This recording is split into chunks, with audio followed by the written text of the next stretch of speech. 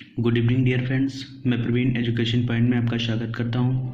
आज का new topic है गेश लॉ, चार्ल्स लॉ और बायल्स लॉ। गेश लॉ क्या होता है, चार्ल्स लॉ क्या होता है और बायल्स लॉ क्या होता है, क्या स्टेटमेंट होते हैं, आज हम इस वीडियो में डिस्कस करेंगे।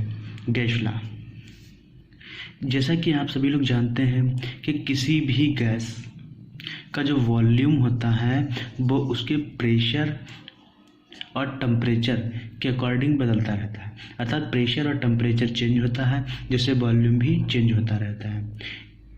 ठीक है, तो इस प्रकार हम कह सकते हैं किसी भी गैस के वॉल्यूम, प्रेशर और टेम्परेचर से संबंधित नियम को गैस नियम या गेश लॉ कहते हैं। चलिए, गेश लॉ में पी और बी और टी का क्या रिलेशनशिप होता है देख लेते हैं। माना कोई एक स्प्रेटर हमारा ये है, ठीक है, और इसमें कोई गैस हमारी आंशिक रूप से भरी हुई है। इस गैस का पर हम कोई प्रेशर पी लग रहा होता है या दाब पी होता है। ठीक है, इस दाब का मान बढ़ाने पर इसका वॉल्यूम जो होता है वो घट जाता है। तो दाब बढ़ने पर वॉल्यूम क्यों घटता है, इसका रीज़न ये होता है कि ये जो वॉल्यूम इसका होता है वो प्रेशर के व्युत्क्रमानुपाती होता है। और इस स्प्रेटर में गैस का जो टेम्परेचर होता है उस टेम्परेचर को अगर जो हम लोग बढ़ाते हैं तो इस टेम्परेचर के बढ़ने पर इसका वॉल्यूम भी बढ़ जाता है। क्यों? क्योंकि इसका वॉल्यूम जो होता है वो टेम्परेचर के अनुक्रमानुपाती होता है। चलिए फ्रेंड्स, पी और बी और टी में क्या रिलेशन है अब आप अच्छे से समझ चुके होंगे। चलिए हम आप लोग नए टॉपिक बायल्स लॉ स्टार्ट करते हैं। बायल्स लॉ में हमारा जो टेम्परेचर होता है वो हमारा स्थिर रहता है, यानी कि कांस्टेंट होता है। ठीक है, तो क्या करेंगे, इसकी परिभाषा लिखेंगे। बायल्स लॉ की परिभाषा, स्थिर ताप पर किसी गैस के आयतन तथा दाब में संबंध को या किसी गैस के आयतन व दाब में संबंधित नियम को हम लोग बायल्स का नियम कहते हैं। ठीक है, और इसके स्टेटमेंट की बात करते हैं तो इसका स्टेटमेंट क्या होता है, तो स्टेटमेंट इसका ये होता है इस प्रकार। स्थिर ताप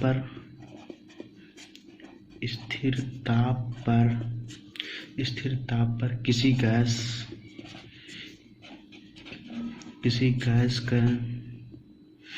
गैस के निश्चित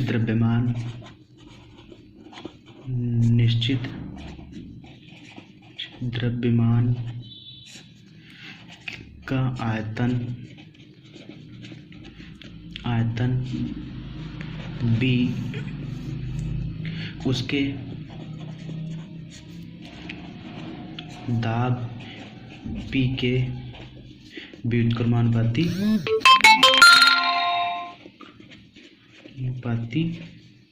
होता है।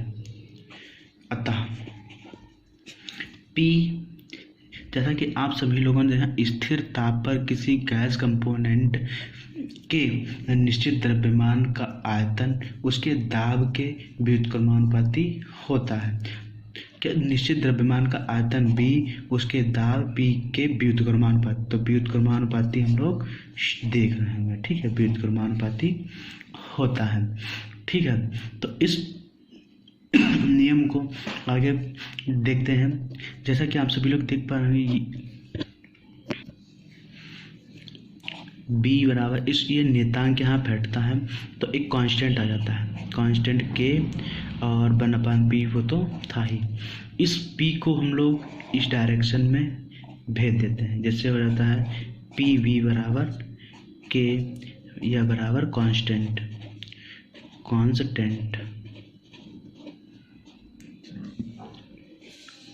ये नियम ही हमारा होता है। इस नियम के अकॉर्डिंग इस प्रकार हम देख सकते हैं किसी गैस का प्रेशर बढ़ाने पर वॉल्यूम घटता है या वॉल्यूम बढ़ाने पर प्रेशर का मान घटता है। चलिए P और B में P और 1/B का ग्राफ देख लेते हैं।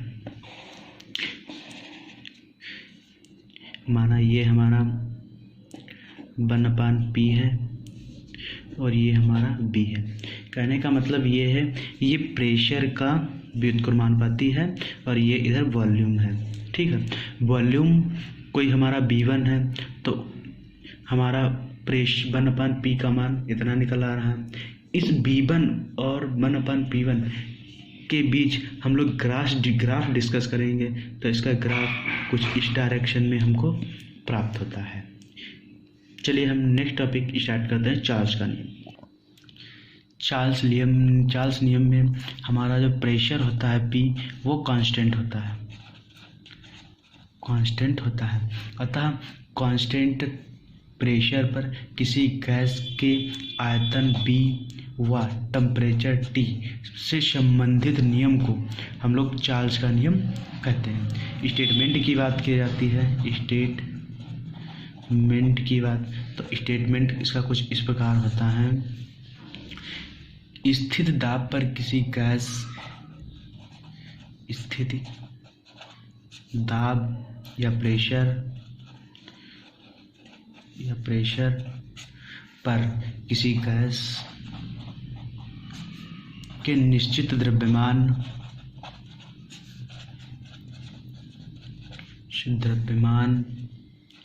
का आयतन उसके परम ताप के समानुपाती होता है।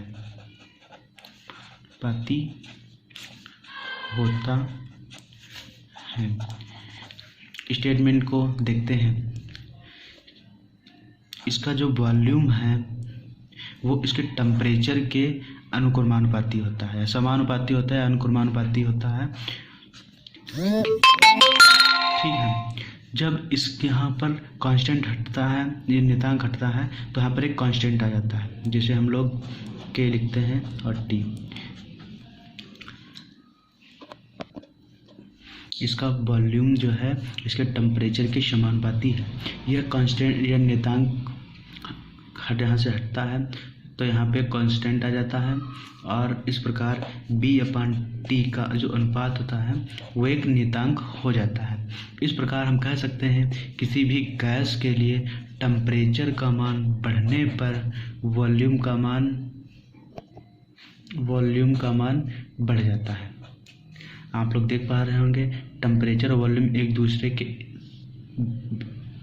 बराबर में है, यानी कि एक दूसरे के विपरीत पक्ष में है। अतः ये बढ़ेगा तो ये तो बढ़ना ही पड़ेगा, क्योंकि ये कांस्टेंट है तो इसकी वैल्यू बढ़ रही है और ये तो कांस्टेंट है तो स्थिर रहेगा, तो इसकी वैल्यू जब तक नहीं बढ़े तब तक ये इक्वल कैसे होंगे। तो यहाँ पे ये बढ़ेगा तो इसको बढ़ना ही पड़ेगा। ठीक है, B और T में डायग्राम देख लेते हैं। ये V है और ये T है। ठीक है, किसी गैस का वॉल्यूम और टेम्परेचर में डायग्राम देखते हैं तो इसका डायग्राम कुछ इस प्रकार आता है। चलिए फ्रेंड्स, आशा करते हैं चार्ल्स लॉ, वायल्स लॉ और गैस नियम अब आप अच्छे से समझ चुके हैं। चलिए फ्रेंड्स, हम मिलते हैं नेक्स्ट वीडियो में न्यू टॉपिक आदर्श के समीकरण के साथ। जय हिंद।